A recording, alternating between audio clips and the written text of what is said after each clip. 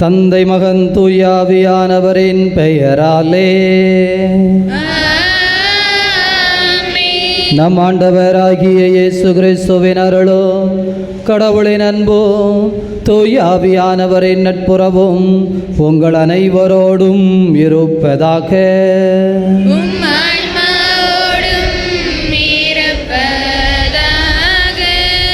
திருப்பலி முன்னுரை. அன்பிற்குரியவர்களே, இயேசுவின் பிறப்பு விழாவை தகுந்த முறையில் கொண்டாட நம்மையே தயாரிக்கும் திருவருகை காலத்தின் 3ஆம் ஞாயிறு வழிபாட்டிற்கு உங்கள் அனைவரையும் அன்புடன் வரவேற்கின்றோம். கடவுள் மனிதர்கள் துன்புற வேண்டுமென்று விரும்புவதில்லை, மாறாக மகிழ்வோடு வாழ வேண்டும் என்றே விரும்புகிறார் என்கிறார் இறையியலாளர் எட்வர்ட் கிளபெக்ஸ். கடவுளின் இந்த விருப்பத்தையே இன்றைய வாசகங்களும் வழிபாடும் நமக்கு வெளிப்படுத்துகின்றது. நாம் மகிழ்ச்சியாக வாழ வேண்டும் என்னும் இறைவனின் திருவுளத்தை நிறைவேற்ற மகிழ்வோடு வாழ அருள் வேண்டி மகிழ்ச்சியோடு இணைவோம் இத்திருப்பலியில்.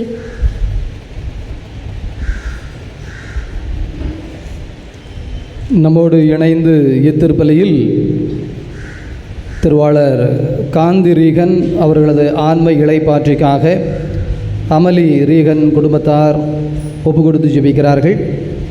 குடும்பத்திலே தேவ ஆசீர்வாதம் நிலைத்திருக்க வேண்டும் என்று நம்பிக்கையோடு ஜெபிக்கிறார்கள். ஜஸ்டின் ராஜா சந்தனம் இந்த குடும்பத்திற்கு இறைவன் இதுவரை செய்த நன்மைகளுக்கு நன்றியாகவும், ஜோசுவா ஜெசி திருமணம் நல்ல முறையில் நடந்ததற்கு நன்றியாகவும், குடும்பத்திலே இறை ஆசீர் நிறைவாக கிடைக்க வேண்டும் என்றும் நம்பிக்கையோடு ஒப்பு கொடுக்கிறார்கள். இன்று தங்களது முதலாவது திருமண நாளை கொண்டாடுகிற கிராஸ்லின் நான்சி இந்த குடும்பத்திற்கு இறைவன் இதுவரை செய்த எல்லா நன்மைகளுக்கு நன்றியாகவும், தொடர்ந்து தேவ ஆசீர்வாதம் குடும்பத்திலே நிலைத்திருக்க வேண்டும் என்றும், அன்பு சமாதானம் தொழில் முன்னேற்றங்களை ஆண்டவர் ஆசீர்வதிக்க வேண்டும் என்றும், குழந்தை பாக்கியத்தை ஆண்டவர் அருள் செய்ய வேண்டும் என்றும் ஜெபிக்கிறார்கள். புஷ்பராஜ் சரோஜா குடும்பத்திற்கு இறைவன் இதுவரை செய்த நன்மைகளுக்கு நன்றியாகவும், பெற்றுக்கொண்ட நன்மைகளுக்கு தொடர்ந்து நன்றியாகவும் ஒப்பு கொடுத்து ஜெபிக்கிறார்கள். சுரண்டை பெரியசாமி சேசம்மாள் குடும்பத்திற்கு இறைவன் இதுவரை செய்த நன்மைகளுக்கு நன்றியாகவும், லூர்து கோபி லிதியாள் ஸ்வேதா அந்தோணி உஷா சங்கர் அலெக்ஸ் அனைவரையும் ஆண்டவர் நற்சுகத்தோடு ஆசீர்வதிக்க வேண்டும் என்றும், கடன் பிரச்சனைகள் தீர்ந்து தொழில் முன்னேற்றம் அடைய வேண்டும் என்றும் ஒப்பு கொடுத்து ஜெபிக்கிறார்கள். லூர்து ஆரோக்கியம் பெர்னாந்தோ, தொம்மை இஞ்ஞாசி பூபால் ராயர், சபரி அம்மாள் பெர்னாந்தோ இவர்களது ஆன்ம இளைப்பாற்றிக்காக ஒப்பு கொடுத்து ஜெபிக்கிறார்கள். கைத்தாறு பன்னீர்குளத்தை சார்ந்த பகவதி அரசு வேலை கிடைக்க வேண்டும் என்பதற்காகவும், முத்துமாலை அவர்களது நோய் நீங்க வேண்டும் என்பதற்காகவும், கடன் பிரச்சனைகள் தீர வேண்டும் என்பதற்காகவும், உடலுள்ள சுகத்திற்காகவும் ஒப்பு கொடுத்து ஜெபிக்கிறார்கள். ஆண்டவருடைய அன்பு குழந்தைகளே, திருவருகை காலத்தின் 3வது ஞாயிற்றுக்கிழமை மகிழ்ச்சியின் ஞாயிறு. இந்த இறை அருளால் நிரப்பப்படுவதற்காக நம்பிக்கையோடு இந்த பலியை நாமும் ஒப்பு கொடுத்து ஜெபிப்போம். ஆண்டவருடைய ஆற்றல் நம்மை நிரப்புவதற்கு தடையாக இருக்கிற குற்றம் குறைகளை நினைத்து மனவருந்தி மன்னிப்பு கேட்போம். என்றும் வாழும் எல்லாமல்ல இறைவா, உடல் ஆன்ம வாழ்வு அனைத்திற்கும் ஊற்றும் தொடக்கமும் நீரே. இந்த தண்ணீரையும் உப்பையும் புனிதப்படுத்தியருள உமை தாழ்மையுடன் வேண்டுகிறோம். இறைவா, உப்பு கந்த இந்த தண்ணீர் தெளிக்கப்படும் இடமெல்லாம் தீயவனது தாக்கல் அனைத்தும் தோல்வியுறச் செய்வீராக. உம் தூய ஆவியார் உடனிருந்து எங்களை இடையராது காத்தருள்வாராக. எங்கள் ஆண்டவராகிய கிறிஸ்து வழியாக உம்மை மன்றாடுகின்றோம்.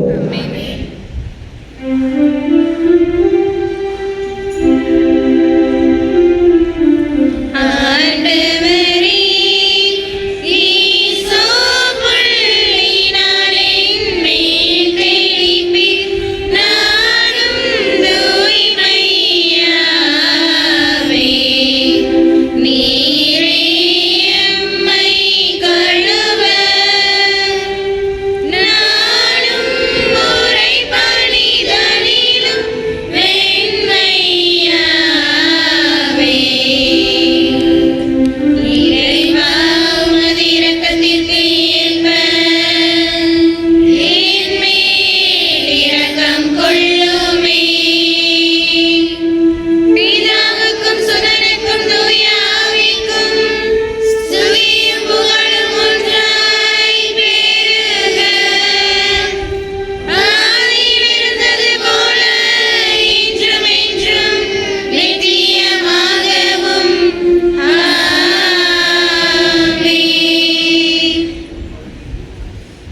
வல்ல கடவுள் நம் பாவங்களிலிருந்து விடுவிப்பார். இந்த நற்கருணை கொண்டாட்டம் அவரது திருவிருந்தில் கலந்து கொள்ளும் தகுதி பெறச் செய்வதாக. மன்றாடுவோமாக. இதய அமைதியை இறைவாம், இயேசுவின் பிறப்பு பெருவிழாவை ஆவலுடன் எதிர்பார்க்கும் மக்கள் எங்களை நீர் கடைக்கண் நோக்கி அருளும். இத்தகைய மாபெரும் மீட்பின் மகிழ்விற்கு நாங்கள் வந்து சேர அதை பெருமகிழ்வோடு கொண்டாட வரம் தந்தருள்வீராக. உமோடு அவரின் ஒன்றிப்பில் இறைவனாய் என்றென்றும் வாழ்ந்து ஆட்சி செய்கின்ற எங்கள் ஆண்டவரும் உம் திருமகனுமாகிய கிறிஸ்து வழியாக உமை மன்றாடுகின்றோம்.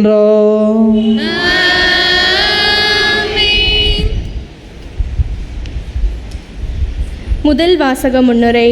மனிதர்களின் மகிழ்ச்சிக்கு தடையாக இருக்கும் பல காரணங்களுள் அச்சமும் ஒன்று.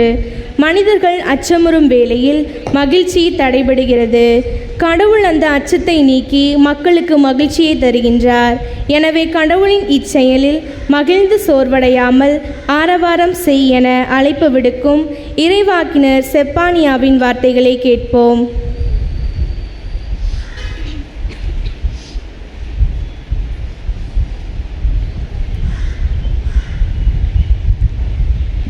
உன் பொருட்டு ஆண்டவர் மகிழ்ந்து களி கூறுவார். இறைவாக்கினர் செப்பானியா நூலிலிருந்து வாசகம். அதிகாரம் 3, திருவசனங்கள் 14 முதல் 17 முடிய. மகளே சீயோன், மகிழ்ச்சியால் ஆர்ப்பரி. இஸ்ராயேலே ஆரவாரம் செய். மகளே எருசலேம், உன் முழு உள்ளத்தோடு அகமகிழ்ந்து அக்களி. ஆண்டவர் உன் தண்டனை தீர்ப்பை தள்ளிவிட்டார். உன் பகைவர்களை அப்புறப்படுத்தினார். இஸ்ரேலின் அரசராகிய ஆண்டவர் உன் நடுவில் இருக்கின்றார். நீ இனி எந்த தீங்கிற்கும் அஞ்ச மாட்டாய். அந்நாளில் எருசலேமை நோக்கி இவ்வாறு கூறப்படும்: சீயோனே, அஞ்ச வேண்டாம், உன் கைகள் சோர்வடைய வேண்டாம். உன் கடவுளாகிய ஆண்டவர் உன் நடுவில் இருக்கின்றார். அவர் மாவீரர், மீட்பளிப்பவர். உன் பொருட்டு அவர் மகிழ்ந்து களி கூறுவார். தம் அன்பினால் உனக்கு புத்துயிர் அளிப்பார். உன்னை குறித்து மகிழ்ந்து ஆடி பாடுவார். இது ஆண்டவரின் அருள்வாக்கு.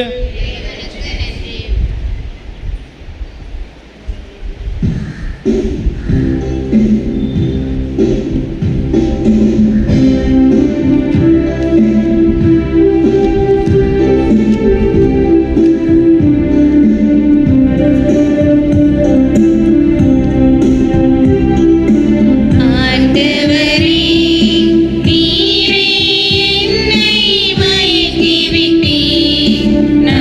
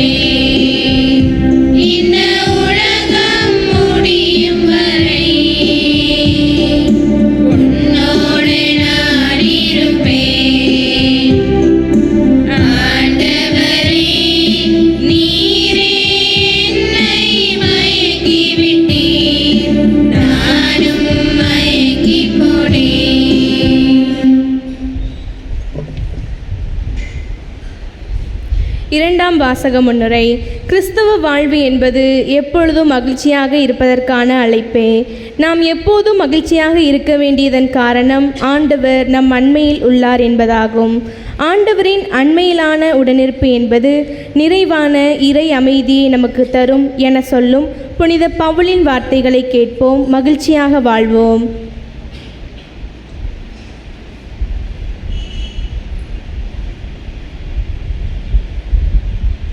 இரண்டாம் வாசகம். திருத்தூதர் பவுல் பிலிப்பியருக்கு எழுதிய திருமுகத்திலிருந்து வாசகம். அதிகாரம் 4, இறை திருவசனங்கள் 4-7 வரை. சகோதர சகோதரிகளே, ஆண்டவரோடு இணைந்து என்றும் மகிழுங்கள். மீண்டும் கூறுகிறேன், மகிழுங்கள். கனிந்த உங்கள் உள்ளம் எல்லா மனிதருக்கும் தெரிந்திருக்கட்டும். ஆண்டவர் அண்மையில் உள்ளார். எதை பற்றியும் கவலைப்பட வேண்டாம். ஆனால் நன்றியோடு கூடிய இறைவேண்டல், மன்றாட்டு ஆகிய அனைத்தின் வழியாகவும் கடவுளிடம் உங்கள் விண்ணப்பங்களை தெரிவியுங்கள். அப்பொழுது அறிவெல்லாம் கடந்த இறை அமைதி கிறிஸ்து இயேசுவோடு இணைந்துள்ள உங்கள் உள்ளத்தையும் மனதையும் பாதுகாக்கும். இது ஆண்டவர் வழங்கும் அருள்வாக்கு.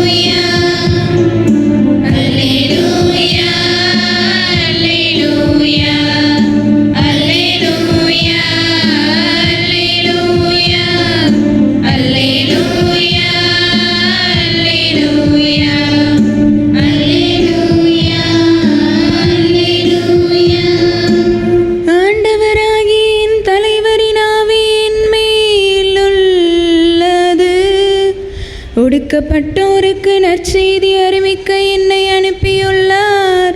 அல்லேலூயா.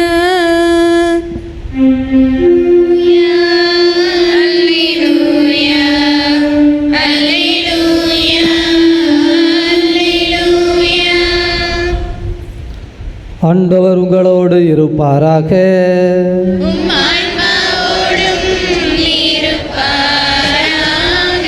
தூய லூக்கா எழுதிய தூய நற்செய்தியிலிருந்து வாசகம்.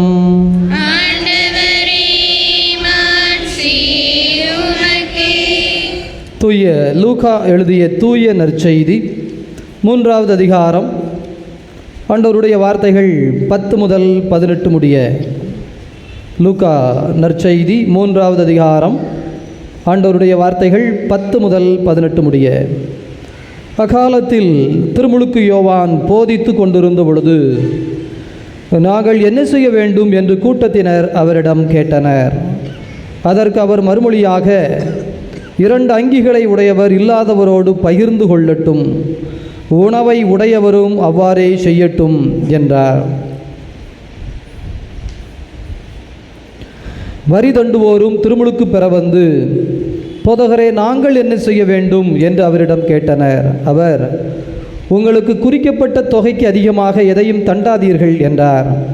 படை வீரரும் அவரை நோக்கி, நாங்கள் என்ன செய்ய வேண்டும் என்று கேட்டனர். அவர், நீங்கள் எவரையும் அச்சுறுத்தி பணம் பறிக்காதீர்கள், யார் மீதும் பொய்க்குற்றம் சுமத்தாதீர்கள், உங்கள் ஊதியமே போதும் என்றிருங்கள் என்றார். அக்காலத்தில் மக்கள் மீட்பரை எதிர்பார்த்து கொண்டிருந்தார்கள். ஒருவேளை யோவான் மெசியாவாக இருப்பாரோ என்று எல்லோரும் தங்களுக்குள் எண்ணிக்கொண்டிருந்தார்கள். யோவான் அவர்கள் அனைவரையும் பார்த்து, நான் தண்ணீரால் உங்களுக்கு திருமுழுக்கு கொடுக்கிறேன், ஆனால் என்னை விட வலிமை மிக்க ஒருவர் வருகிறார், அவருடைய மிதியடி வாரை அவிழ்க்கக்கூட எனக்கு தகுதி இல்லை. அவர் தூய ஆவி என்னும் நெருப்பால் உங்களுக்கு திருமுழுக்கு கொடுப்பார். அவர் சுளகை தம் கையில் கொண்டு கோதுமையையும் பதரையும் பிரித்தெடுப்பார். கோதுமையை தம் களஞ்சியத்தில் சேர்ப்பார், பதரையோ அணையா நெருப்பிலிட்டு சுட்டரிப்பார் என்றார். மேலும் பல அறிவுரைகள் கூறி மக்களுக்கு நற்செய்தியை அறிவித்தார். ஆண்டவரின் அருள்வாக்கு.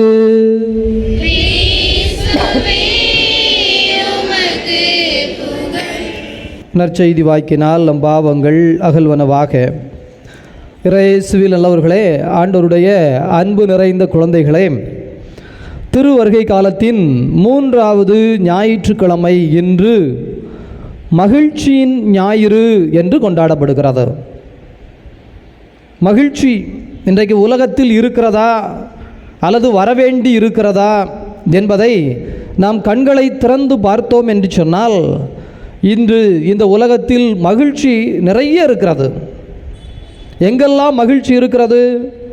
இப்போ கிறிஸ்மஸ் வருகிறது, எப்படி கொண்டாடுவோம்? ஆண்டு பிறப்பு வருகிறது, எப்படி கொண்டாட போகிறோம்? சிந்தித்து பாருங்கள். ஒரு திருமண காரியம் வருகிறது, ஒரு வீட்டிலே பால்காய்ப்பு வருகிறது, அல்லது ஒரு பிறந்த நாள் வருகிறது, எப்படி நம்முடைய மகிழ்ச்சி அல்லது கொண்டாட்டங்கள் இருக்கின்றன என்று சிந்தித்து பாருங்கள். கல்யாண வீடு அப்படின்னா மேளம் அடிப்பாங்க, மேளத்துக்கு முன்னாடி எப்படியும் ஒரு 10 பேர் டான்ஸ் ஆடுவாங்க. ஏன் இப்போமெல்லாம் பார்த்தீங்க அப்படின்னா கல்யாண ஸ்டேஜிலேயே பொண்ணு மாப்பிள்ளையே டான்ஸ் ஆட சொல்கிறாங்க. இதுதான் இப்போ நடக்க. அதுவும் பொண்ணு மாப்பிள்ளையும் தாலி கட்டி வந்தவங்களை வரவேற்று வா போன்னு இருக்கும்னா, அந்த கூட படித்த 2K கிட்ஸ் நிறைய பேர் இருக்காங்கல்ல, வந்து நின்று 2 பாட்டை போட்டு பொண்ணு மாப்பிள்ளை 5 நிமிஷம் ஆடி கூட்டம் ஃபுல்லாக கை தட்டி அப்பா எப்படி இருந்தது பார்த்தா வீடியோ எடுத்து ஸ்டேட்டஸ் போட்டு அது போட்டு இது போட்டு. பிரியமானவர்கள், 2025வது ஆண்டுக்குள் நாம் நுழைய இருக்கிறோம். ஏறக்குறைய இந்த மகிழ்ச்சி கல்யாண வீடுன்னு இல்லை, இப்போ ஒரு பிறந்தநாள் கேக்கு வெட்டுறீங்கன்னே வச்சுக்கோங்களேன். பெரிய ஆட்கள் பிறந்த நாளுக்கு கேக்கு வெட்டினீங்களான்னு உங்களுக்கு நினைவு இருக்கிறதுக்கு வாய்ப்பே இல்லை. ஏன்னா அப்படி ஒரு சம்பவமே அப்போ கிடையாது. இப்போ யாருக்கு பிறந்த நாள்னாலும் கேக்கு வெட்டியே ஆகணும். அது 1 வயசு குழந்தையாக இருந்தால் கூட பிறந்த நாளுக்கு கேக்கு வெட்டணுங்கிறது ஒரு கட்டாயம் ஆகிடுச்சின்னு வச்சுக்கோமே. சரி, ஒரு கேக்கு வாங்கியாந்தாங்க வெட்டினாங்க அப்படின்னா இருக்குது. அங்கே 2 பாட்டை போடணும், 2 ஆட்டம் போடணும், அப்படியே ஒரு கத்துன்னு சொல்கிறாங்கல்ல, ஆர்ப்பரிப்பு. இன்றைக்கு முதல் வாசகம் அதைத்தான் சொல்கிறது. மகளே சீயோன் மகிழ்ச்சியால் ஆர்ப்பரி, இஸ்ரவேலே ஆரவாரம் செய். இந்த மகிழ்ச்சியினுடைய ஆர்ப்பரிப்பும் ஆரவாரமும் இன்றைக்கு எல்லா நிகழ்ச்சிகளிலும் எல்லா கோலங்களிலும் இருக்கத்தான் செய்கிறது. ஒரு காலத்தில் திருவிழாவுக்கு சப்பரம் எடுத்தாங்கன்னா முன்னாடியே ஆட்கள் ஜோமால சொல்லிக்கிட்டே போகும். வீட்டு முன்னாடி வந்ததுன்னா பக்குவமாக பத்திரமா உப்பு மிளகு காணிக்க கொடுத்தோமா, அவங்கள்ட்ட இருந்து வாங்கினோமா பக்தியா. இப்போ பாருங்கள், சண்டா மேளம் இல்லாத திருவிழா கிடையாது, அதுக்கு ஆடாத கூட்டம் கிடையாது, அதுக்கு வேடிக்கை பார்க்கறதுக்கு ஒரு கூட்டம். பின்னாடியே சப்பரம் வரத்தான் செய்யும், ஆனால் முன்னாடி இதுக்கு உதவி செய்வதற்கு நமக்கு நிறைய கடைகள்லாம் இருக்கிறது. இப்போ ஸ்பிரிட் ஏற்றிட்டு வா அப்படின்னா அவன் போய் என்ன செய்யலாம், ஒரு குவார்ட்டரோ ஆஃபோ என்னவோ அடிச்சுட்டு வந்தான் அப்படின்னா கேள்வியே கிடையாது. சந்தோஷ குறைவு என்று இதில் மட்டுமல்ல, இன்றைக்கு கிளப் என்று சொல்லுகிற, பப் என்று சொல்லுகிற ஹோட்டல்கள் நடனமாடுவதற்கென்று அதற்கென்று ஃபீஸ் கொடுப்பதற்கென்றெல்லாம் பெங்களூர், சென்னை போன்ற இடங்களில் இருக்கிறது. நான் கூட சங்கர் நகரில் இருக்கிற பொழுது திருநெல்வேலியிலே ஒரு ஹோட்டல், ஃபாதர் ஆண்டு பிறப்பு அன்னைக்கு வச்சுருக்குறோம், வந்து ஒரு ஜோம் பண்ணி தொடங்கி வைங்க. ஆண்டு பிறப்புக்கு ஜோமா, அதுவும் ஹோட்டல்லையா என்னையா அப்படின்னு கேட்டா, இல்லை ஃபாதர் 1500 ரூபா அது ஃபீஸ், நாங்கள் அதுக்கு கட்டுப்பாடாக தான் வச்சுருக்கோம். நல்ல வேளை நான் போகலை. மறுநாள் காலையில் பேப்பரில் வருது என்ன, அந்த 1500 ரூபாய்க்கு இவங்க ஒரு பீர் கொடுத்துருக்குறாங்க, டான்ஸ் ஆடுறதுக்கு ஸ்டேஜில் வெளியிலேருந்து ஆடல் பாடல் குரூப் ஒன்று கூட்டு வந்திருக்காங்க. ஆண்டு பிறப்பு சாயந்தரம் 31ஆம் தேதி சாயந்தரம் தொடங்கி 1ஆம் தேதி காலை வரைக்கும் திருநெல்வேலியில். பிறகு கொஞ்ச நேரம் ஆடி இருக்காங்க. பிறகு கீழே இருந்தவனுக்கெல்லாம் இவங்க தான் பாட்டல் கொடுத்துட்டாங்களே, அவன் தான் தண்ணியை போட்டு ஸ்டேஜ் ஏற அடிதடி ஆகி போலீஸ் கேஸ் ஆகி முடிஞ்சிருது. ஜங்ஷனில் இருக்கிற ஒரு ஹோட்டல். ஆண்டவருடைய அன்பு நிறைந்த குழந்தைகளே, இன்றைக்கு மகிழ்ச்சி எங்கே குறைவாக இருக்கிறது? அது வீடாக இருக்கட்டும், எல்லா வீட்லேயும் நல்ல ஒரு ஹோம் தியேட்டர் இருக்கா இல்லையா, நல்ல ஸ்பீக்கர் சிஸ்டம் வச்சு வீடை அலற அலற பாட பாட ஓடுதா இல்லையான்னு நீங்கள் சொல்லுங்கள். 2வது வாசகம் வேற நமக்கு என்ன சப்போர்ட் பண்ணுது அப்படின்னா, மகிழுங்கள், எப்போதும் மகிழுங்கள். அடுத்த வரி வேற பவுலடிகளார் பிலிப்பியருக்கு எழுதின கடிதத்தில் சொல்லுகிறார், எதை பற்றியும் கவலைப்பட வேண்டாம். சாமி, நாங்கள் 2000லேயே வருத்தப்படாத வாலிபர் சங்கம் அப்படின்னு சொல்லி வடிவேல் காமெடி ஒன்று வந்துடுது. அதுக்கு பிறகு ஒரு 15 வருஷம் கழித்து பார்த்தீங்கன்னா அதை வச்சு ஒரு படமே எடுத்துட்டான். என்ன சொல்ல வரான், எதை பற்றியும் கவலைப்படாத. இன்றைக்கி வீட்டுக்கு போனால் கம்ப்ளைண்ட்டாக தானே பண்ணுறீங்க பெற்றோர். ஏதாவது சொல்லுங்கள் சாமி, என்ன சொன்னாலும் கவலையே இல்லாமல் பேன்னு சிரிக்கான். வீட்டில் இவ்வளோ கடன் இருக்குது, இவ்வளோ பிரச்சனை இருக்குது, படிப்பு இவ்வளவு தான் படிக்கிறான், இவ்வளவு தான் வேலை செய்கிறான், இப்படி தான் கண்டிஷனில் இருக்கிறான், எல்லாம் இதை செய்ய அதை செய்யணும் நாங்கள் சொல்லத்தான் செய்கிறோம். ஆனால் பையனும் பிள்ளையும் வீட்டில் என்ன செய்யுது, எதை பற்றியாவது கவலைப்படுதா? பெற்றோர் சொல்லுகிறார்கள், கொஞ்சமாவது அக்கறைப்பட சொல்லுங்க சாமி. அக்கறைப்படுனா கொஞ்சம் கவலைப்பட்டுறேன். என்ன நடக்குனே கவலை இல்லை, வீட்டில் என்ன இருக்குன்னே இல்லை, ஒரியத்த ஒரு வாழ்க்கை, இப்படியும் ஜீவராசிகள் இருக்குமான்னு நமக்கு பயமாக இருக்குது ஃபாதர். ஆண்டவருடைய அன்பு குழந்தைகளே, அப்படி என்றால் இன்றைய காலகட்டத்தில் மகிழ்ச்சி என்பது எப்படி புரிந்து கொள்ளப்பட்டிருக்கிறது? அதைத்தான் நற்செய்தி வாசகத்திலே திருமுழுக்கு யோவான் ஒரு செக் ஒன்று வைக்கிறார். இதோ அவர் தூய ஆவி என்னும் நெருப்பு கொண்டு வருவார். நீங்கள் நல்லவரா? உங்கள் மகிழ்ச்சி உண்மையானது தானா? நீங்கள் சிறந்தவரா? நீங்கள் மகிழ்கிற அந்த மகிழ்ச்சி நிறைவு உள்ளது தானா, உண்மையானது தானா என்பது நெருப்பிலே புடமிடப்படும். காலம் என்கின்ற நெருப்பு, தூய ஆவி என்கின்ற நெருப்பு அதை அளந்து பார்க்கும். அளந்து பார்க்காமல் இருக்காது. எப்படி கோதுமையையும் பதரையும் பிரித்தெடுப்பது போல பிரித்தெடுக்கப்படும். கடின உழைப்பு ஒரு மகிழ்ச்சியை தருகிறது, கவலையற்ற தன்மை ஒரு மகிழ்ச்சியை தருகிறது.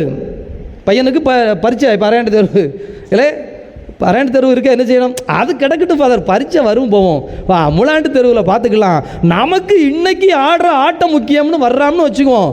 இன்னொரு பையனை கூப்பிடுறோம், டே வாடா அப்படின்னு. இல்லை ஃபாதர், பரீட்சை நேரமாக இருக்கலாம், கொஞ்சம் உட்கார்ந்து படிக்கணும்லான்னு சொல்கிறான். ரெண்டு பேருக்குமே மகிழ்ச்சி உண்டு. இவனுடைய மகிழ்ச்சி காலதாமதம், டிலைடு ஜாய் அப்படிங்கிறான், கொஞ்சம் தாமதமாக வரும். இந்த பையனுக்கோ இன்னைக்கே வரும், ஆடி பாடி கொண்டாட்டம் என்று. ஆனால் யாருடைய மகிழ்ச்சி உண்மையானது என்பதை காலம் என்கின்ற நெருப்பு தீர்மானிக்கும். ஒரு இது காட்டுறான் வீடியோ. ஒரு காலேஜில் ரெண்டு பசங்க சௌரேறி குதிக்கிறாங்க. அந்த சிசிடிவி ஃபுட்டேஜ் எல்லா பக்கமும் இருக்கிறாங்க. கீழே ஒருத்தன் கமெண்ட் போட்டிருக்கான், வெரி குட், என்னது கொத்தனார் வேலைக்கு போவதற்கு இப்போவே இன்ஜினியரிங் காலேஜில் இவன் ட்ரைனிங் எடுக்கிறான். படிக்கிற காலேஜ் இன்ஜினியரிங் காலேஜ், ஏறி குதிக்கிறது சோறு. அவன் அதில் கீழே கமெண்ட் கொடுக்கவன் நல்லா கொடுத்துருக்கான். என்ன கொடுத்துருக்கான்? தம்பி, போன இடத்துல நீ இன்ஜினியரிங் படிப்பை படித்து ஒழுங்காக வாழ்க்கையில் முன்னேறதுக்கு வழி பார்த்தன்னா என்ன நடக்கும்? நாளைக்கு ஒரு வேலையில் போய் உட்கார்ந்துருப்ப, உனக்கு கீழே 10 பேர் வேலை பார்க்க போகிறான். நீ சௌரேறி குதிச்சு பழகின, உன்னை நாங்கள் பாராட்டுகிறோம். நீ இப்போவே கொத்தனார்னு நீ முடிவு பண்ணிட்ட. இன்ஜினியருக்கு கீழே நீ என்ன செய்ய போகிற? 100 ரூபாய்க்கோ 1000 ரூபாய்க்கோ வேலைக்கு தான் போக போகிற. உண்மைதான், அப்படி தான் நடக்கும், அது மாற்று இல்லை. ஆண்டவருடைய அன்பு குழந்தைகளை, யதார்த்தம் அப்படித்தான் இருக்கிறது. காலம் தீர்மானிக்கிறது, தீர்மானித்து சொல்லுகிறது. நெருப்பு என்கின்ற ஆவி நம்மை சுட்டெரிக்காமல் போகாது, நம்மை ஆய்வு செய்யாமல் போகாது. கோதுமையும் பதரும் ஒன்றாய்த்தான் வளர்கிறது. ஒரே வயக்காட்டில் தான் நெல்லும் களையும் வளருது. களையை பிடுங்க மட்டும் பிடுங்கிடுவான், பதரை பிடுங்க மட்டும் பிடுங்கிடுவாங்க இடையிலேயே. ஆனால் கடைசி வரை சில பதர் வளரத்தான் செய்யும். என்ன செய்வார்கள்? அறுத்தெடுத்து கொண்டு போய் கோதுமையை, நெல்லை வீட்டில் களஞ்சியத்தில் பொக்கிஷமாய் சேர்த்து வைப்பார்கள். பதரோ ரோட்டிலே கடந்து மிதிபடும், படிபடும், நெருப்பிட்டு கொளுத்தி விடுவார்கள். அவ்வளவுதான், சாம்பலாய் போகுமே தவிர அது நிலைத்து நிற்காது. அப்போ இதற்கு என்ன செய்ய வேண்டும்? குழந்தைகள் கவனிச்சுக்கிட்டணும், பெரிய ஆட்களும் வச்சுக்கிட்டா நல்லது தான்.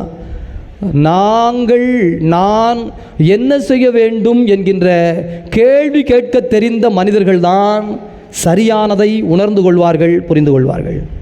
எனக்கு எல்லாம் தெரியும் என்று சொன்னவர்கள் பதர். இப்போ உங்கள் பிள்ளைகிட்ட, உங்கள் பையன்ட்ட, அல்லது உங்கள் வீட்டில் புருஷன்ட்ட, பொண்டாட்டிட்ட யார்ட்ட வேணாலும் எடுத்துக்கோங்கண்ணே, அல்லது வேலை பார்க்குற இடமா கூட இருக்கலாம், ஒன்றும் பிரச்சனை இல்லை. நீங்கள் ஒரு காரியத்தை சொல்கிறீங்கன்னு வச்சுக்கோங்க, சொன்ன உடனே நம்ம பிள்ளைங்க அப்படியாப்பா, அப்படியாம்மா, சரிம்மா அப்படின்னா சொல்லுது. ஏப்பா சும்மா இருப்பா, உனக்கு தெரியுமாப்பா? உங்கள் வயசு 30, 40, 50, அது ஒரு வாரமாக இருக்கட்டும், 8, 10, 15 வயசு தான் ஆச்சு. இந்த பையன், இந்த பிள்ளை என்ன சொல்லுது? உனக்கு தெரியுமா? எனக்கு தெரியாதுமா, உனக்கு தான் தெரியும். ஆமாயா, எனக்கு தெரியாது, உனக்கு தாயா தெரியும். என்ன காலம்னு பாருங்க. ஒன்றை சொன்னால் நான் என்ன செய்ய வேண்டும் எனக்கு சொல்லுங்கள் அப்பா, சொல்லுங்கள் அம்மா, சொல்லுங்கள் எனக்கு மூத்தவரே, எனக்கு உயர்ந்து நிற்கிறவர்களே, வாழ்வின் எனக்கு முன்னே சென்றவர்களே, அனுபவத்தால் அனுபவித்து நிற்பவர்களே, நான் என்ன செய்ய வேண்டும்? இந்த கேள்வி வேண்டும். இந்த கேள்வி உடையவர்கள் எல்லோரும் ஜெயிப்பார்கள். இந்த கேள்வி உடையவர்கள் எல்லோரும் காலம் தாண்டி நிற்பார்கள். இந்த கேள்வி பிறரை பார்த்து நான் என்ன செய்ய வேண்டும் எனக்கு சொல்லுங்கள் என்று திறந்து நிற்பவர்கள் தூய ஆவி என்கின்ற நெருப்பால் அபிஷேகம் செய்யப்பட்டவர்கள். அப்படி இல்லாதவர்கள் என்னையை மிஞ்சி ஆள் உண்டோ? என்னையை தாண்டி உயரமாக இந்த உலகத்தில் யாரும் உண்டோ? திருமுழுக்கு யோவானை அப்படி நினைத்தார்கள். என்ன நினைத்தார்கள்? சரி, இதுக்கு பெற்றோரும் சில சமயத்தில் காரணம். ஒரு வீட்டுக்கு போயிருக்கிறேன், அந்த அம்மா சொல்லுது, நமக்கெல்லாம் எங்கே சாமி விவரம் இருக்குது, அந்த பையன் பாருங்கள் சாமி 8ஆம் கிளாஸ் படிக்கான், வீட்டில் லேப்டாப்பு, எல்லாம் எப்படித்தான் எல்லாம், அது ஒரு திறமை. அந்த திறமையை நம்ம குறை சொல்லலை, உனக்கு அந்த திறமை வரல, அது தப்பு இல்லை. ஆனால் உனக்கு ஒரு திறமை இல்லை என்பதற்காக ஒரு 13 வயது பையனை நீ கொம்பு சீவி விட்ட மாதிரி அவனுக்கு தான் உலகத்தில் எல்லாம் தெரியும்னு உடனே அந்த பையன் என்ன நம்ப ஆரம்பிச்சிடுறான் அப்படின்னா, நம்மளை தாண்டி இந்த உலகத்தில் எதுவும் கிடையாது போலுக்கு. ஏன்னா எங்கள் அப்பா எங்கள் அம்மா வாராட்டெல்லாம் என்ன சொல்கிறாங்க, அவனுக்கு தான் எல்லாம் தெரியும், அவனுக்கு தான் எல்லாம் தெரியும்னு சொல்கிறாங்க. அப்போ நமக்கு எல்லாம் தெரியும் போலுக்கு. இந்த புத்தியோட பள்ளிக்கூடத்துக்கு போகிறானா, பள்ளிக்கூடத்துக்கு போனோடனே வாத்தியார் ஒன்று சொல்கிறாரா, வாத்தியாருக்கு என்னெல்லாம் தெரியுது, நேற்று நான் அந்த லேப்டாப்பில் அடித்தேன் பாரு, இந்தா எப்படி இருக்குன்னு பாரு, வாத்தியார் தப்பாக பாடம் நடத்துகிறாரு அப்படின்னு சொல்கிறான். பிறகு வாத்தியார் போய் கேட்டு, தம்பி இது சரிதான் நீ வச்சுருக்கிறது, நம்ம நடத்திருக்கிறது கொஞ்சம் வித்தியாசமாக இருக்குது பாத்தியா? அவர் சும்மா சொல்கிறார், ஏமாத்தார். அரைகுறை புத்தி, அரைகுறை அறிவு உடையவர்கள் தனக்கு எல்லாம் தெரியும், தன்னை தாண்டி ஒன்றுமில்லை என்று முடிவு செய்து விடுவார்கள். அது எத்தனை வயதிலும் நடக்கலாம், 50 வயசுலேயும் நடக்கலாம். சில ஆட்கள், பெரிய ஆட்கள் இருப்பாங்க, ஒரு 50 வயசு 60 வயசுக்கு மேலே நம்மகிட்ட வருவாங்க, உட்கார்ந்து பேச ஆரம்பிப்போம். நம்ம என்ன சொன்னாலும் கேட்க மாட்டாங்க. ஃபாதர் அது அப்படி இல்லை, ஃபாதர் ஃபாதர் ஃபாதர் அது அப்படி இல்லை ஃபாதர். ஐயோ, நான் சொல்கிறேன் கேள, நான் கவுன்சிலிங்னு ஒரு 10 இடம் போயிருக்கேன், கோர்ட்டு கேட்டுன்னு அலைஞ்சிருக்கேன், நிறைய கேஸ் வந்திருக்கு, பார்த்துருக்கேன், பிரச்சனை. ஐயோ அது அப்படி இல்லை ஃபாதர், நான் சொல்கிறேன் கேளுங்க ஃபாதர். நீங்கள் சொல்லுங்கய்யா, சரி நீங்கள் சொன்ன சார் தான், போய்ட்டு வாங்கய்யா. அதுக்கு மேலே நம்ம என்ன சொல்ல முடியும்? நான் எல்லாம் தெரிந்தவன், எனக்கு நிறைவு உண்டு, இதை தாண்டி உலகத்தில் ஒன்றும் கிடையாது. பிரியமானவர்களே, திருமுழுக்கு யோவானை மீட்பர் என்றும் மெசியா என்றும் எல்லோரும் நம்பிக்கொண்டிருந்தார்கள். அந்த திருமுழுக்கு யோவானே இயேசுவிடம் ஆள் அனுப்பி, ஐயா நான் என்ன செய்யணும், நான் ஒரு மீட்பர் வருவார்னு காத்திருக்கணுமா, அல்லது நீங்கள் தான் மீட்பரா, நான் என்ன திருமுழுக்கு யோவான் தான் இயேசுவுக்கே ஞானஸ்நானம் கொடுத்தாரு. ஆனால் ஞானஸ்நானம் கொடுத்த இயேசுவிடமே பணிந்து நிற்கிறார். வசனம் கூட சொல்லுகிறார், அவருடைய மிதியடிவாரை கூட அவிழ்க்க நான் தகுதியற்றவன். இந்த பணிவு, இந்த திறந்த தன்மை பிறரிடமும் யாரிடம் வேண்டுமானாலும் நன்மையும் உண்மையும் இருக்கலாம். அந்த நன்மையும் உண்மையும் என்னை தேடி வருகிற பொழுது நான் என்ன செய்ய வேண்டும் என்று நான் நின்று கேட்க வேண்டும் என்று சொல்லுகிற மனிதர்கள். ஆண்டவருடைய அன்பு குழந்தைகளே, இன்றைய வாசகம் சொல்லுகிறது, உங்களிடமிருந்து உங்கள் மகிழ்ச்சியை யாரும் எடுத்துக்கொள்ள முடியாது.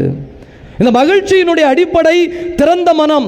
திறந்த மனத்தினுடைய அடிப்படையான வார்த்தை நான் என்ன செய்ய வேண்டும்.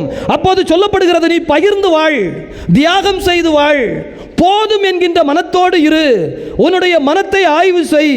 2வது வாசகத்தில் பவுலடிகளார் ஒன்று சொல்லித் தருகிறார், ஆண்டவரோடு இணைந்திருங்கள். நீங்கள் என்ன சந்தோஷப்பட்டாலும் சரி, உங்கள் வீட்டில் ஒரு கல்யாணமா, கடவுள் அங்கே மகிமைப்படுத்தப்பட வேண்டும். உங்கள் வீட்டில் ஒரு பிறந்த நாளா, கடவுள் அங்கே மகிமைப்படுத்தப்பட வேண்டும். சாமி இப்படி சொல்கிற ஆட்களும் இருக்குது. இப்போ நமக்கு தெரியல, ஒரு சில ஊர்களுக்கு திருவிழாவுக்கு பூசை கூப்பிட்டுருப்பாங்க. நம்ம திருவிழா பூசைக்கு போயிட்டு பூசையை முடிச்சுட்டு உட்கார்ந்து சாப்பிட்டுக்கிட்டு இருப்போம். கூட 4 பேர் நிற்பான், பதறப்போம் பார்ப்போம் போயிட்டு வாங்க, யோ நல்லா இருக்கியாண்ணே, நல்லா வச்சுருக்கீங்க, அப்போ ஃபாதர் பார்ப்போம் போயிட்டு வாங்க, யோ நல்லா இருக்கியா, எல்லாம் சிறப்பாக இருக்குது அப்படின்னு நம்ம கூட வந்து உட்காந்தா. ஃபாதர் நீங்கள் போனால் தான் சினிமா போட முடியும் ஃபாதர், இப்போ சினிமா போடுற பழக்கம் இல்லை, என்ன திரைக்கட்டி படம் போடணும், நீங்கள் கிளம்பிட்டீங்கன்னா நாங்கள் இனிமேல் என்ன செஞ்சுருவோம், நீங்கள் கிளம்பிட்டீங்கன்னா அடுத்து கச்சேரி ஆரம்பிச்சிடலாம், வந்தாச்சு பூசை வச்சாச்சு சாப்பிட்டாச்சு, கிளம்புங்க கிளம்புங்க. பிரியமானவர்களே, உங்கள் திருமண வீடாக இருக்கட்டும், அல்லது உங்களுடைய பிறந்த நாளாக இருக்கட்டும், அல்லது நீங்கள் மகிழ்கின்ற எந்த மகிழ்ச்சியாக இருக்கட்டும், கிறிஸ்மஸாக இருக்கட்டும், நியூ இயராக இருக்கட்டும், உங்கள் மகிழ்ச்சியில் ஆண்டவர் மகிமைப்படுத்தப்பட வேண்டும், கடவுள் அங்கே மாட்சிப்படுத்தப்பட வேண்டும். நீங்கள் கடவுளுக்குள் இணைந்திருக்க வேண்டும். நீங்கள் கடவுளுக்குள் இணைந்திருந்தீர்கள் என்று சொன்னால் உங்கள் மகிழ்ச்சி வேர் விட்ட மகிழ்ச்சி, வேறற்ற மகிழ்ச்சியாக இருக்காது. ஆண்டவருக்குள் இணைந்திருக்கிற நீ மகிழ்ந்திருப்பாய், உயர்ந்திருப்பாய். திருமுழுக்கு யோவான் தாய் வயிற்றில் தான் இருக்கிறார். அன்னை மரியாள் அந்த எலிசபெத் அம்மாளை போய் சந்திக்கிறார். அங்கே ஒரு சாலாம் ஒன்றும் நடக்கலை, ஆனால் கடவுளின் பிரசன்னம் அங்கே இருந்தது. இயேசுவின் பிரசன்னம் அங்கே போனவுடன் வயிற்றில் இருந்த திருமுழுக்கு யோவான் மகிழ்ச்சியால் துள்ளினார், மகிழ்ந்தார். அந்த மகிழ்ச்சி ஏன் வந்தது? கடவுளின் பிரசன்னம் கொடுத்த மகிழ்ச்சி, கடவுளின் உடனிருப்பு கொடுத்த மகிழ்ச்சி. அதைத்தான் முதல் வாசகம் இன்றைக்கு சொல்லுகிறது. மகளே சீயோன், உன் கைகள் சோர்வடைய வேண்டாம், உன் கடவுளாகிய ஆண்டவர் உன் நடுவில் இருக்கிறார். அந்த செய்தியை தான் கிறிஸ்துமஸ் கொண்டு வருகிறது. எப்போதும் என்னுடைய புத்தியில் நான் கடவுளால் பார்த்து கொண்டு இருக்கப்படுகிறேன், கடவுளின் பிரசன்னம் என்னை சுற்றி இருக்கிறது, நான் இருக்கின்ற இடத்தில் என்னோடு கடவுள் இருக்கிறார். இந்த ஒரே ஒரு தாட், இந்த ஒரே ஒரு சிந்தனை மட்டும் உங்க புத்தியில் இருக்கிறது என்று சொன்னால், ஆண்டவருடைய அன்பு குழந்தைகளை, உங்கள் வீடோ அல்லது உங்கள் கொண்டாட்டங்களோ அல்லது நீங்கள் வேலை செய்கின்ற இடமோ அல்லது நீங்கள் கூடுகின்ற இடமோ, ஏன் நீங்க தனியாக இருந்தால் கூட நீங்கள் தனியாள் அல்ல, நீங்கள் தனியாள் அல்ல. ஏன்? ஆண்டவர் உங்கள் நடுவில் உனக்குள் இருக்கிறார். இம்மானுவேல் என்று சொன்னால் கடவுள் என்னோடு, அவ்வளவுதான். நான் செல்லும் இடமெல்லாம் வருகிற கடவுள், என்னோடு இருக்கிற கடவுள், என்னை வழி நடத்துகிற கடவுள், எனக்குள் ஆறுதலால் துணையாய் பக்கபலமாய் இருக்கிற கடவுள். அவரின்படி நான் வாழுகிற பொழுது என் மகிழ்ச்சியும் நிலைத்திருக்கும். மகிழ்ச்சி மட்டுமில்ல, ரொம்ப அருமையாக பவுலடிகளார் அதை சொல்லித் தருகிறார். இறை அமைதி உங்களுக்குள் குடிகொள்ளும். அப்போ அமைதியை தராத மகிழ்ச்சி உண்மையான மகிழ்ச்சி அல்ல. ஆண்டவர் இல்லாத மகிழ்ச்சி உண்மையான மகிழ்ச்சி இல்லை. தூய ஆவி இல்லாத மகிழ்ச்சி உண்மையான மகிழ்ச்சி இல்லை. கடவுளின் பிரசன்னத்தை விரட்டிவிட்டு, கடவுளின் பிரசன்னத்தை ஓட்டிவிட்டு நீங்கள் கொள்ளும் மகிழ்ச்சி உண்மையான நிரந்தரமான மகிழ்ச்சி இல்லை. இதற்குட்பட்டு இருந்தால் நீங்கள் எந்நாளும் நிறை மகிழ்ச்சியிலும் இறை அமைதியிலும் இருப்பீர்கள். அருமையான வாசகம். எனவே இந்த 3வது வாரத்தை ஆண்டவருடைய பாதத்திலே மகிழ்ச்சியின் வாரமாய் நிறைவாய் ஒப்புக் கொடுப்போம். ஆமென். எழுந்து நின்று நம்முடைய நம்பிக்கை அறிக்கையிட்டு பாடுவோம்.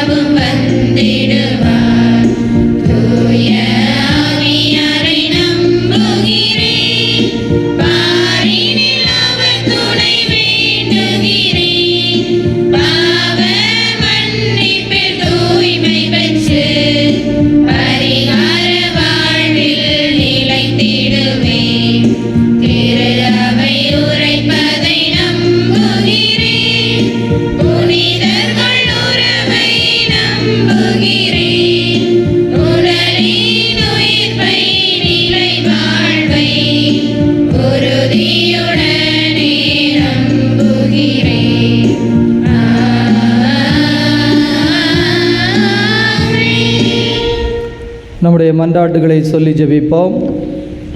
நல்ல ஆயனே இறைவா, எம் திரு அவையின் தலைவர்கள் ஆகிய திருத்தந்தை, ஆயர்கள், அருள் பணியாளர்கள், இருபால் துறவரத்தார் என அனைவருக்காகவும் மன்றாடுகிறோம். பணிநிலை குருத்துவத்தில் உள்ள திரு அவை பணியாளர்கள் அனைவரும் உமது நற்செய்தியை உலகின் கடை எல்லை வரை எடுத்து செல்லும் தூதர்களாக வாழ அருள் தர இறைவா உம்மை மன்றாடுகின்றோம். மகிழ்ச்சியின் ஊற்றே எம் இறைவா, எங்கள் வாழ்வில் சவால்களும் நெருக்கடிகளும் ஏற்பட்டு நாங்கள் கவலையினால் எங்கள் மகிழ்ச்சியை இழக்கும் சூழலில் நீர் எங்கள் அண்மையில் உள்ளீர், எங்களோடு உள்ளீர் என்னும் நம்பிக்கை எம்மில் ஆட்படவும் நாங்கள் தொடர்ந்து துணிவுடன் செயல்படவும் கவலைகளை மறந்து மகிழ்வுடன் வாழவும் அருள் தர இறைவா உம்மை மன்றாடுகின்றோம். நலமளிக்கும் நாயகனே இறைவா, உடல் நோயினாலும் மனநோயினாலும் துன்புறும் மக்கள் அனைவரையும் ஆசீர்வதியும். அவர்கள் அனைவரும் தங்களை துன்புறுத்தும் நோய்களிலிருந்து விடுபட்டு தங்களின் இயல்பு வாழ்விற்கு திரும்பவும் மகிழ்வோடு குடும்பத்தோடு இணைந்து வாழவும் அருள் தந்தருளும். மேலும் நோயற்ற வாழ்வெனும் கொடையை அனைவரும் பெறவும் இறைவா உம்மை மன்றாடுகிறோம்.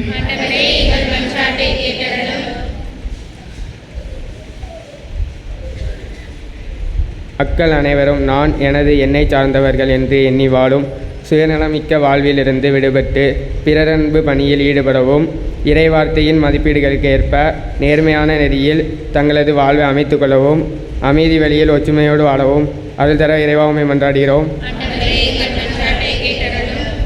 அன்பு இறைவா, உலக மக்கள் அனைவருக்கும் பெருமகிழ்ச்சியூட்டும் நற்செய்தியாக அமைந்த உம்முடைய பிறப்பை கொண்டாட தயாரிக்கும் இத்திருவருகை காலத்தில் துன்புறும் மக்கள் அனைவருக்காகவும் மன்றாடுகின்றோம். உம்முடைய பிறப்பு பெருவிழா மக்கள் அனைவருக்கும் துன்பங்கள் அனைத்தும் நீங்கிய நலமான வாழ்வு கிடைக்கப்பெற அருள் தர இறைவா உம்மை மன்றாடுகின்றோம். உங்கள் பேஸ்டில் உப்பு இருக்கிறதா அப்படின்னு ஒரு விளம்பரம் வரும்ல, அதுபோல் உங்கள் மகிழ்ச்சியில் கடவுள் இருக்கிறாரா என்பது தான் கேள்வி. ஆண்டவருடைய அன்பு குழந்தைகளே, நம்முடைய எல்லா மகிழ்ச்சியிலும் கடவுள் இருக்க வேண்டும். எல்லா மகிழ்ச்சியிலும், அது ஒரு சிறிய ஒரு பொருள் வாங்குகிற மகிழ்ச்சியாக இருந்தாலும் சரி, பெரிய உறவு கொண்டாட்டமாக இருந்தாலும் சரி, அல்லது பல லட்சங்கள் செலவழித்து நாம் கொண்டாடுகிற ஒரு சமூக கொண்டாட்டமாக நிறைவாக இருந்தாலும் சரி, உங்கள் மகிழ்ச்சியில் கடவுள் இருக்கிறாரா? அத்தகைய ஒரு ஆசீர்வாதம் ஆண்டவரால் நமக்குள் வந்து இருக்க இந்த நேரத்திலே நம்முடைய தனிப்பட்ட தேவைகள், தனிப்பட்ட காரியங்களை ஆண்டவரிடம் மௌனமாய் ஜெபிப்போம். அன்பான கடவுளே, நாங்கள் உம்முடைய பிள்ளைகள் இந்த உரிமையோடு உம்மை நோக்கி மன்றாடுகிற அந்த மன்றாட்டுக்களை எல்லாம் எங்கள் ஆண்டவராகிய கிறிஸ்து வழியாக உம்மை வேண்டுகின்றோம்.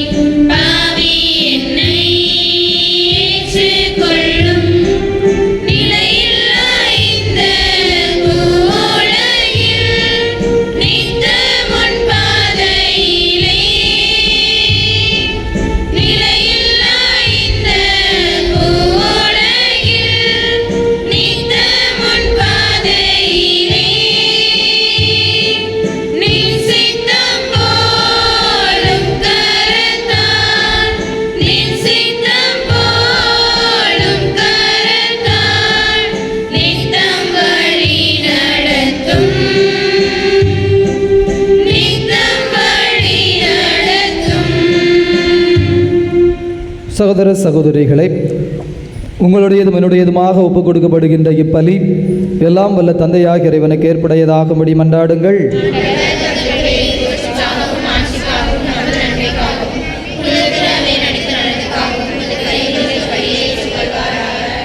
இதய அமைதியே இறைவா, எங்கள் இறைப்பற்றின் பலிப்பொருளை இடைவிடாமது உமது பாதத்தில் பலியாக ஒப்புக் கொடுக்கிறோம்.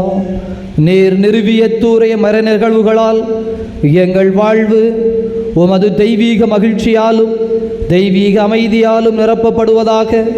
ஆண்டவராகிய அதே கிறிஸ்து வழியாக உமை மன்றாடுகின்றோம். ஆண்டவர் உங்களோடு இருப்பாராக.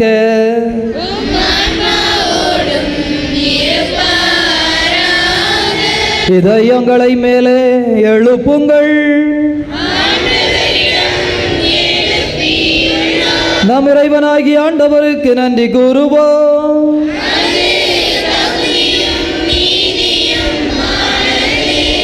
ஆண்டவரே, தூயவரான தந்தையே, என்றும் வாழும் இறைவா, நாங்கள் உமக்கு நன்றி செலுத்துவது எங்கள் கடமையும் மீட்பிற்குரிய செயலும் ஆகும். இறைவாக்கினர் அனைவரின் திருவுரைகள் கிறிஸ்துவை எங்களுக்கு முன்னறிவித்தன. சொல்லற்கரிய அன்புடன் கன்னித்தாய் அவரை தம் திருவயிற்றில் தாங்கினார். அவர் வரவிருக்கிறார் என திருமுழுக்கு யோவான் அறிவித்தார். வந்தபின் அவரை சுட்டி காட்டினார். நாங்கள் விழிப்போடு வேண்டுவதையும் அக்களிப்போடு தமது புகழ் பாடுவதையும் அவர் காணும் பொருட்டு தமது பிறப்பின் மறைபொருளை முன்னரே மகிழ்வுடன் எதிர்பார்க்கச் செய்தார்.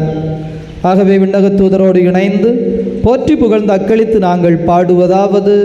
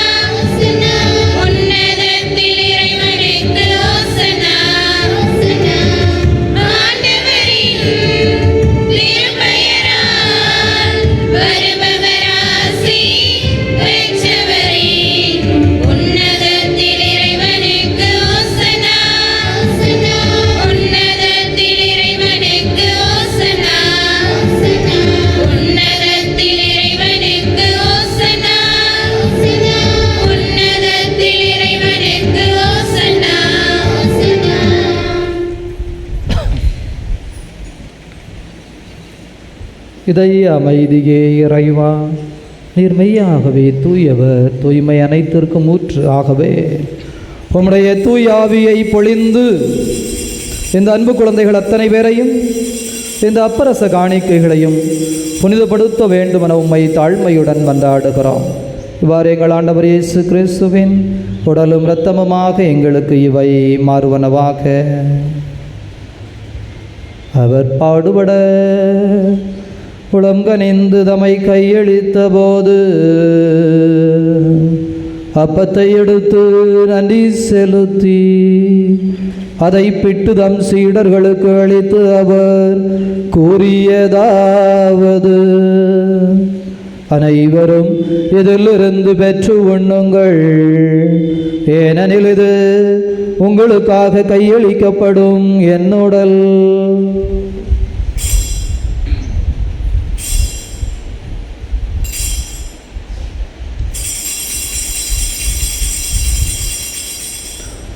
அவ்வண்ணமே இரவு விருந்தை அருந்திய பின் கிண்ணத்தை எடுத்து மீண்டும் உமக்கு நன்றி கூறி தம் சீடர்களுக்கு அளித்து அவர் கூறியதாவது: அனைவரும் இதிலிருந்து பெற்று பருகுங்கள், ஏனெனில் இது புதிய நிலையான உடன்படிக்கைக்குரிய என் இரத்தத்தின் கிண்ணம்.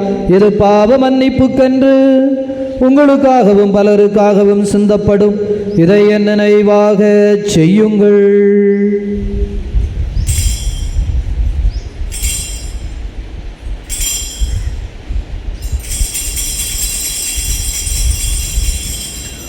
நம்பிக்கையின் மறை பொருள்.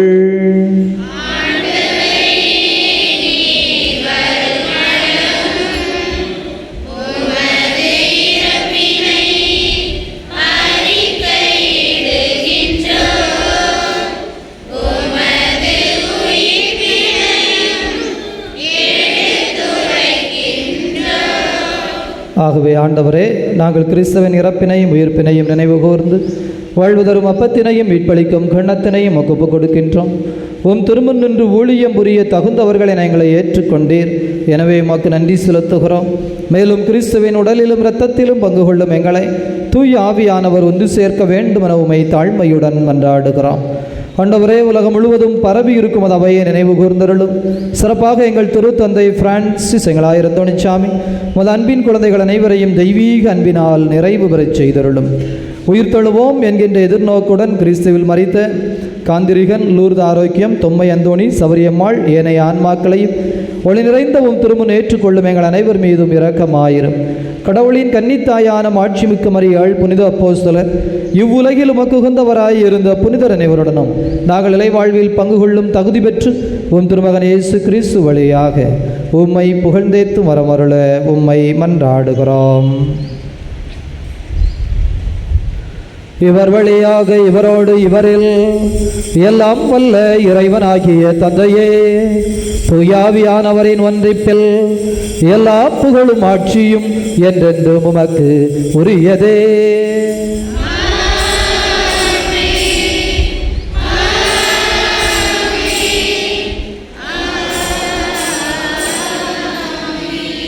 மீட்பரின் கட்டளையால் கற்பிக்கப்பட்டு இறை வடிப்பினையால் பயிற்சி பெற்ற நாம் இணைந்து மகிழ்ந்து விரும்பி ஜெபிப்போம்.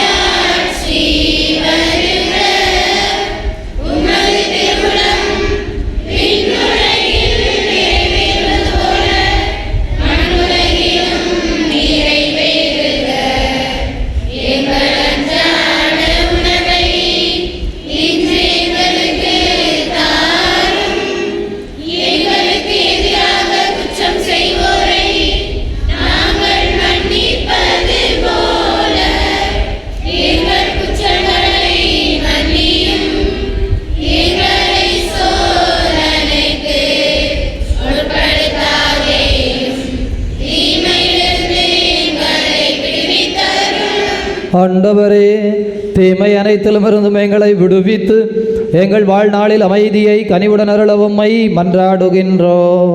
உமது இரக்கத்தின் உதவியால் நாங்கள் பாவத்திலிருந்து எப்போதும் விடுதலை பெற்று யாதொரு கலக்கமும் இன்றி நலமாயிருப்போமாக.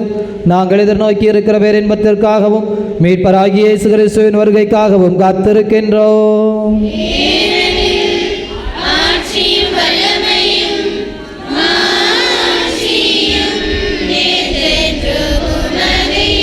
ஆண்டவரே இயேசு கிறிஸ்துவே, அமைதியை உங்களுக்கு விட்டு சொல்கிறேன், என் அமைதியையே உங்களுக்கு அளிக்கிறேன் என்று உம் திருத்தூதர்களுக்கு மொழிந்தீரே. எங்கள் பாவங்களை பாராமல் உமது திரு அவையின் நம்பிக்கையை கண்ணோக்கி அதற்கு அமைதி ஒற்றுமையும் தந்தருள்வீராக. என்றென்றும் வாழ்ந்தாட்சி செய்கின்றவர் நீரே. ஆண்டவருடைய அமைதி உங்களோடு என்றும் இருப்பதாக.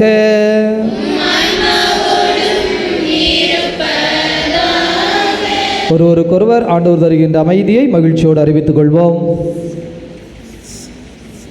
உலகின் பாவங்களை போக்கும் இறைவனின் செம்மறியே, எங்கள் மேல் இரக்கமாயிரும். உலகின் பாவங்களை போக்கும் இறைவனின் செம்மறியே, எங்கள் மேல் இரக்கமாயிரும். உலகின் பாவங்களை போக்கும் இறைவனின் செம்மறியே, எங்களுக்கு அமைதி அளித்தருளும்.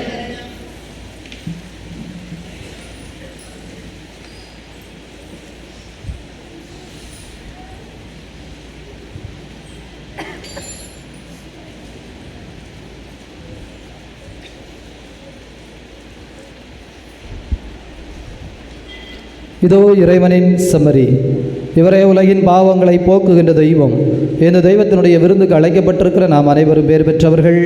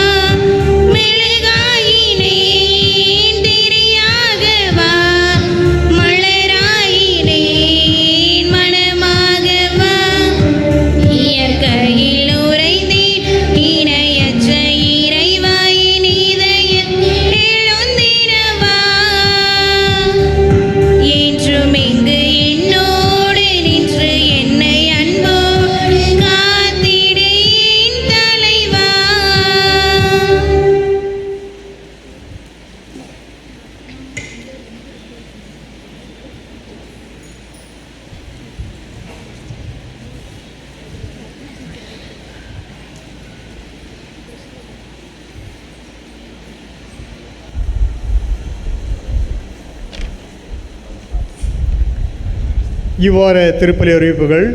16ஆம் தேதி திங்கள் காலை 6 மணிக்கு பங்கு ஆலயத்தில் திருப்பலி.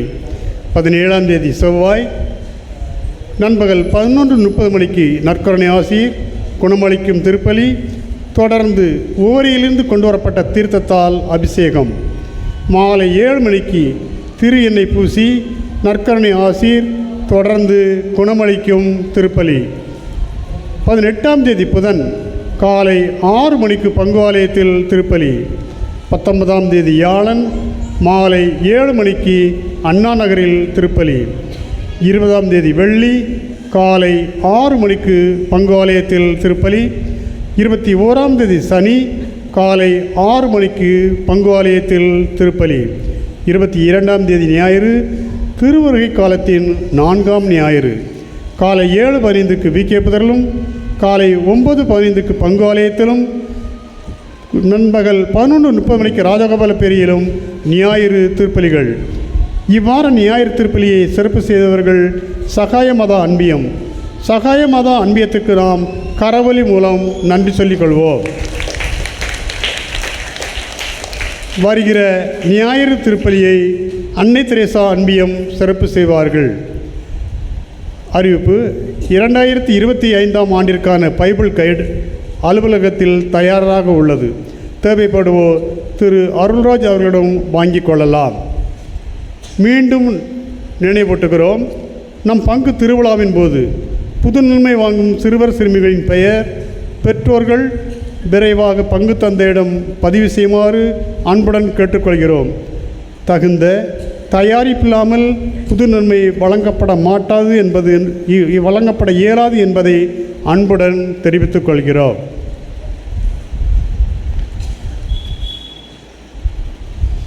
ஆண்டவருடைய அன்பு குழந்தைகளே, கிறிஸ்து பிறப்பு, அதைத் தொடர்ந்து ஆண்டு பிறப்பு, அதைத் தொடர்ந்து நம்முடைய திருவிழா தை திருநாள் என்று இனி ஒரு மாத காலம் இந்த விழாவின் மாதமாக நமக்கு அமைகிறது. எனவே கிறிஸ்து பிறப்பை கொண்டாடும் விதமாக நாம் இந்த கிறிஸ்மஸ் கேரல்ஸ் கொண்டாடுகிறோம். எனவே நமது பங்கிலும் கிளை கிராமங்களிலும் கிறிஸ்மஸ் தாத்தா குழந்தை பாலன் பாடல் பாடிக்கொண்டு ஏதோ நம்முடைய இல்லங்களுக்கு வருவது வழக்கம். அந்த அடிப்படையிலே கடந்த ஆண்டு நமக்கு அதற்கு முந்தைய ஆண்டுகள் அனுபவம் இருக்கிறது. மழை சூழல்கள், குழந்தைகளின் தேர்வு நேரம் என்று எல்லாவற்றையுமே மனதில் கொண்டு நாம் ஒரு டைம் டேபிள் திட்டமிடுதல் நாம் செய்திருக்கிறோம். அந்த அடிப்படையிலே போன வாரமே நமக்கு ராஜகோபாலபேரி, அதிசயபுரம் பகுதிகள், இன்னும் இந்த கீழச்சுரண்டை, காமராஜர் நகர் பகுதிகள் எல்லாம் சிறப்பாக முடித்து விட்டோம். எதிர்பார்த்தது போலவே எப்படியும் மழை பெய்யும் என்று சொன்னார்கள். அதுபோல் நேற்று சரியான மழை. நேற்று விகே புதூரிலே கிறிஸ்மஸ் கேரல்ஸ் வைத்திருக்க வேண்டும், ஆனால் இந்த மழையின் காரணமாக வைக்க இயலவில்லை. இன்று நமக்கு எப்படி இருக்குமோ என்று பார்த்தோம். உண்மையிலேயே வெறித்திருக்கிறது. ஆனால் நம்முடைய கால சூழல், அந்த வானிலை ஆய்வுகள் இன்னும் தொடர்ந்து 4-5 நாட்களுக்கு மழை வரும் போகும். அது தாழ்வழுத்த மண்டலம் எப்படி எழும்புகிறதோ அதை பொறுத்து என்று சொல்லியிருக்கிறார்கள். எனவே பிரியமானவர்களே, இவைகளெல்லாம் மனதிலை கொண்டு கிறிஸ்மஸ் கேரல்ஸ் கடந்த வாரம் நாம் ஏற்கனவே அறிவித்திருக்கிறோம். அதுபோல் இன்று மாலை 5 மணிக்கு நாம் ஆரம்பித்து விடுவோம். தயவுசெய்து அதற்குரிய ஏற்பாடுகள் செய்கிறவர்கள் 5 மணிக்கு ஆலயத்திலே ஜெபித்துவிட்டு நேரே எதிர்த்தாப்பில் இந்த அந்தோணியார் அன்பியத்திலே இருந்து தொடர்ந்து நம்முடைய நெருங்கிய அன்பியங்கள் இருக்கிற பகுதிகள், ஒரு தந்தையும் இன்னொரு தந்தை நமக்கு ஆலயத்திலிருந்து 5 மணிக்கு கிளம்பி வெளிப்புறத்தில் இருக்கிற 20 வீடுகள், இந்த பாரதி நகர் இந்த பகுதிகள் வழியாக நாம் ஏற்கனவே இதெல்லாம் நமக்கு பழக்கப்பட்ட ஒன்றுதான், புதிதல்ல. எனவே 5 மணிக்கு ஆரம்பமாகும். அதைத்தான் நான் அழுத்தம் திருத்தமாக உங்களோடு பகிர்ந்து கொள்ள ஆசைப்படுகிறேன். மழை பெய்யாது, இப்படியே இருக்கும் என்று நாம் நம்பி சொல்லுகிறோம். ஒருவேளை பெரிய மழையாக இருந்ததென்றால் அடுத்தடுத்து பின்னர் எப்போது வருவோம் என்பது அறிவிக்கப்படும். அப்படி இல்லை என்றால் சரியாக 5 மணிக்கு ஆரம்பமாகும். ஏறக்குறைய ஒரு 9-10 மணி அளவிலே நமக்கு சுற்றி உள்ள பகுதிகள், நம்முடைய பகுதிகள் என்று எல்லாம் சிறப்பான முறையிலே நிறைவு செய்வதற்கு இது ஏதுவானதாக இருக்கும். எனவே அதற்கேற்ப உங்களை தயாரித்து கொள்ள தகுந்த முறையிலே நீங்கள் இருக்க உங்களை அன்போடும் பாசத்தோடும் கேட்டுக்கொள்கின்றேன். எழுந்து நின்று நாம் இறைவனுக்கு நன்றி கூறுவோம்.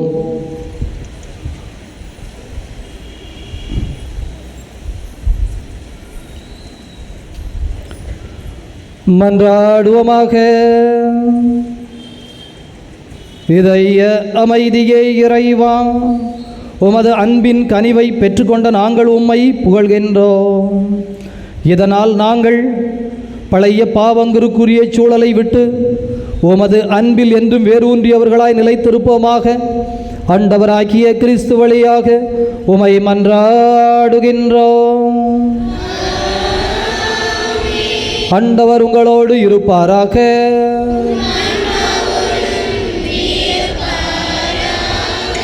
வல்ல கடவுள் தந்தை, மகன், தூயாவியார் உங்கள் அனைவரையும் நிறைவாக ஆசீர்வதிப்பாராக.